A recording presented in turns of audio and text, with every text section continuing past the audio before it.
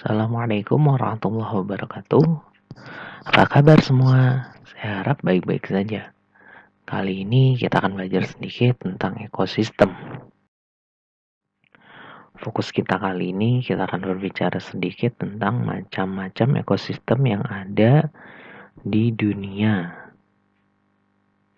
Nah, ini tidak hanya di Indonesia, tapi kita akan berbicara tentang seluruh bumi.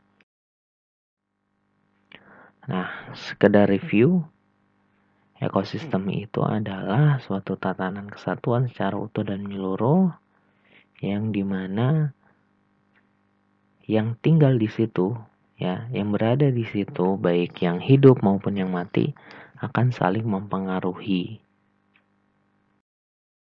Nah, pembagian ekosistem ya, secara garis besar terbagi menjadi dua. Ada yang alami dan ada yang buatan.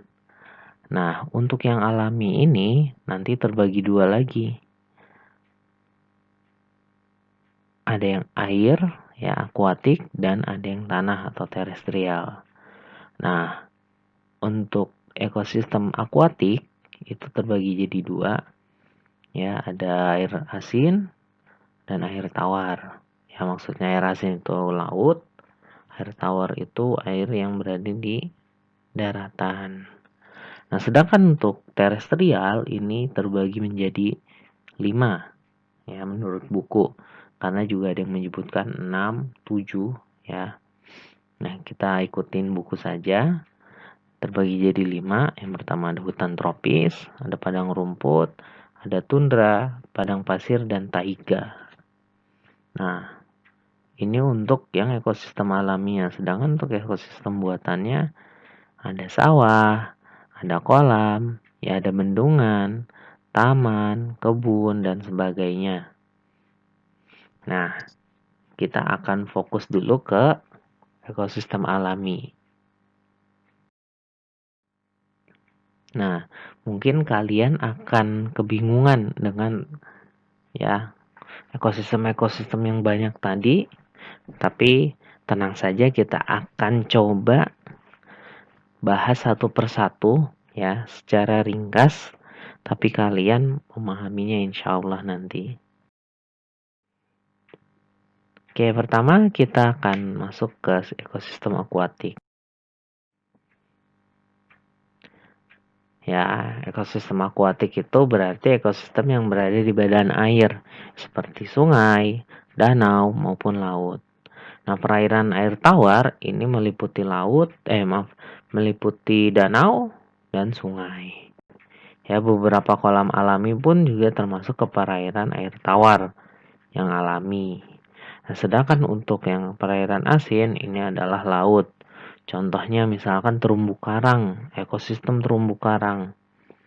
Ya, di Indonesia banyak, ya, tempat-tempat yang dijadikan sebagai spot-spot untuk menyelam karena ekosistem terumbu karangnya masih bagus.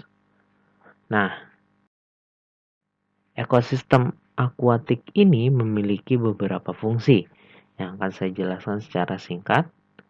Yang pertama, ya, ekosistem akuatik ini mampu menjernihkan air. Ya, misalkan di danau ketika ekosistemnya masih bagus, danau itu akan memiliki air yang bening, ya, ketimbang danau yang ekosistemnya telah rusak.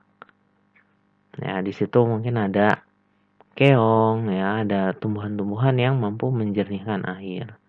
Nah, selanjutnya dapat mendaur ulang nutrisi, ya, karena ada proses, ya, kehidupan, ya.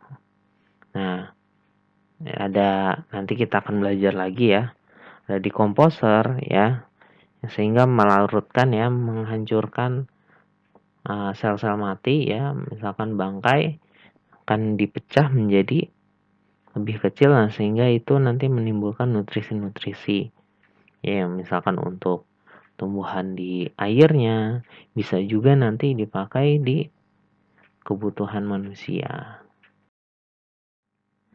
Selanjutnya untuk fungsinya bisa melemahkan banjir.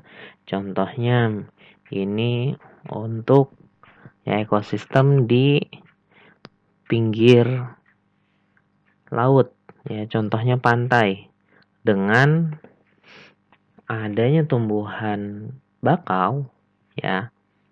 Nah, ini akan melemahkan banjir yang berasal dari laut, ya maksudnya banjir rob. Nah, terus juga ya fungsi ekosistem secara umum di akuatik sebagai habitat hewan-hewan, karena ada beberapa hewan yang hanya bisa tinggal di suatu tempat tersebut, misalkan di terumbu karang. Ya, ada beberapa hewan yang bisanya hidup di ekosistem akuatik yang zona dalam, ya misalkan di laut lebih dari 1000 meter. Nah, itu adalah fungsi ekosistem akuatik. Nah, kita akan berpindah ke ekosistem terestrial. Ekosistem terestrial atau ekosistem daratan bisa dikatakan sebagai ekosistem yang berada di daratan. Ya, meskipun cuma meliputi 28,26 permukaan bumi, ya ekosistem terestrial ini sangat signifikan terhadap kebutuhan dan perkembangan manusia. Nah, ekosistem terestrial dibedakan berdasarkan iklim dan curah hujannya.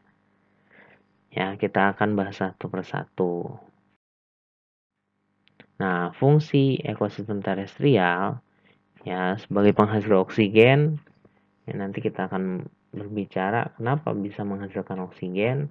Ya, karena misalkan di hutan memiliki banyak pohon sehingga mampu menukar ya karbon dioksida menjadi oksigen. Selanjutnya menjadi habitat hewan-hewan ya. Sama ada banyak jenis hewan yang tinggalnya tidak bisa di tempat lain ya, atau bisa dibilang itu key species ya, spesialis spesies. Nanti mungkin kalian di kelas 6 akan mempelajarinya lebih lanjut. Nah, selanjutnya fungsi yang selanjutnya ya bisa digunakan untuk bercocok tanam dan sebagai produsen makanan ya.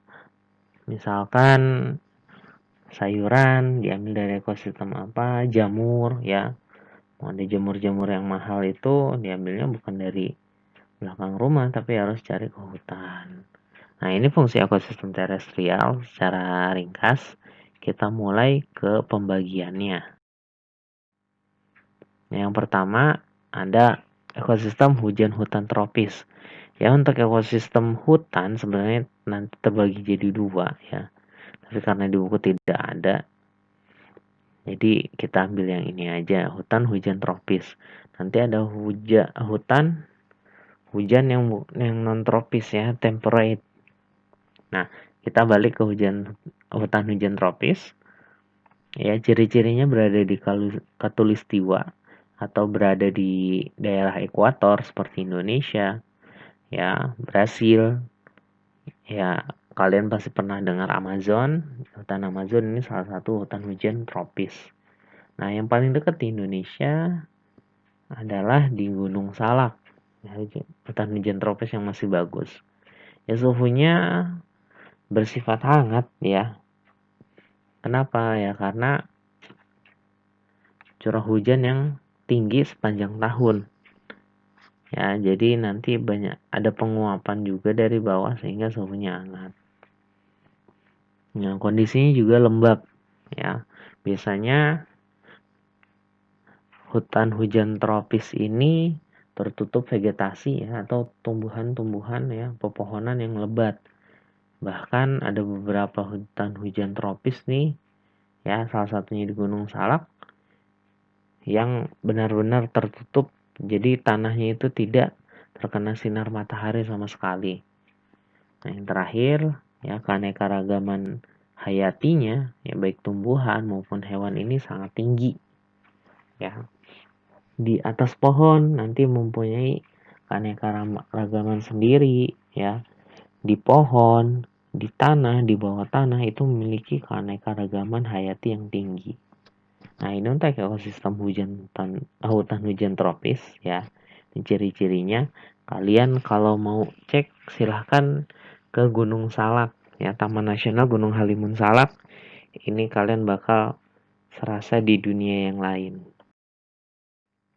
Selanjutnya ada ekosistem padang rumput ya, atau grassland. Jadi grassland ini, padang rumput ini akan terbagi menjadi beberapa kelas yang nggak akan kita sebutkan sekarang, tapi memiliki ciri-ciri utama seperti berikut ya. Lebih banyak ya pertumbuhan rumput ketimbang pohon-pohon. Tetap ada pohon-pohon tapi tidak sebanyak hutan hujan, yang mungkin cuma ada beberapa saja, tapi lebih didominasi lebih banyak vegetasi rumput. Selanjutnya, padang rumput ini bisa ditemukan hampir di seluruh bumi ya, kecuali di Arktik ya, karena suhunya sangat dingin sehingga rumput tidak bisa tumbuh. Nah, padang rumput ini rentan terhadap gangguan, ya, misalkan ada kebakaran, ya misalkan ada peternakan. Nah, ini rentan dia berubahnya ekosistemnya. Selanjutnya ya, ekosistem padang rumput ini biasa digunakan untuk pertanian ya. Tadi seperti peternakan ya, peternakan yang misalkan sapinya bulan ini makan di tempat A, bulan depan pindah ke tempat B. Nah, itu juga bisa. Yang terakhir ya, keanekaragamannya tinggi. Ya, meskipun kelihatannya itu mah cuma rumput doang, tapi rumputnya ini memiliki jenis-jenis yang berbeda sehingga bisa dikatakan keanekaragamannya tinggi.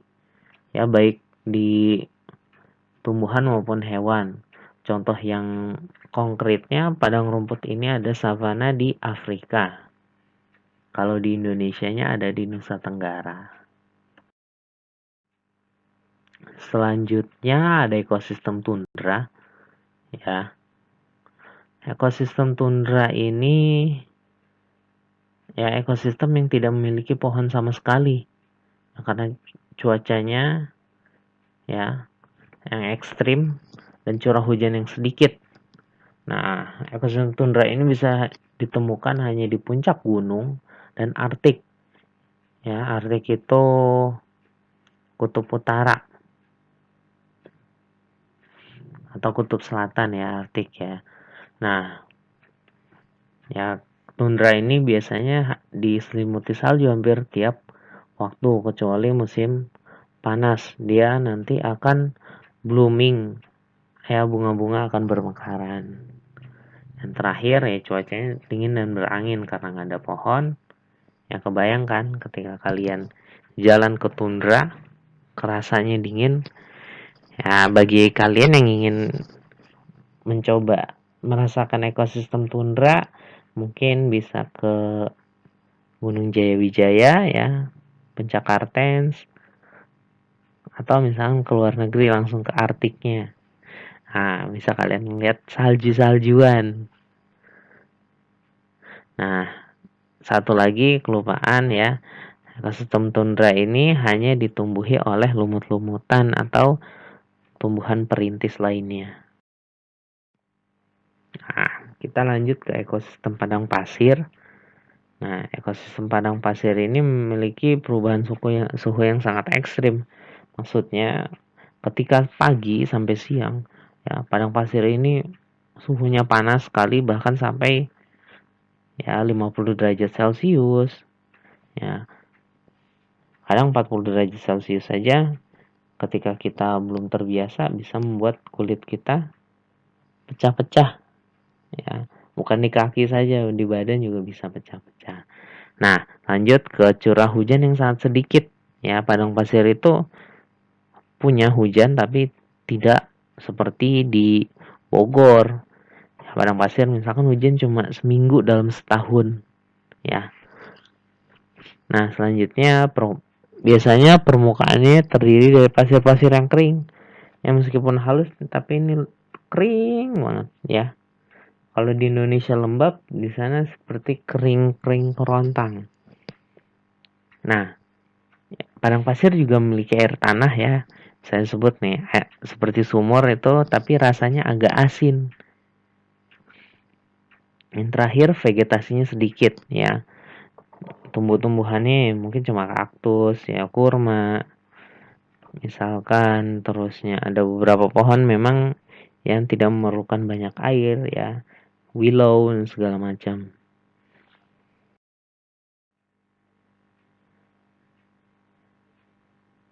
Ya, ciri-cirinya curah hujan yang sedang sampai tinggi. Ya, biasanya taiga ini berada di dekat kutub utara ya. Jadi dia tidak ada di ekuator atau khatulistiwa, tapi dia lebih ke atas. Ya, biasanya taiga ditemukan di tempat yang mana musim saljunya atau musim dinginnya itu panjang. Ya, lebih panjang daripada musim-musim yang lain. Nah,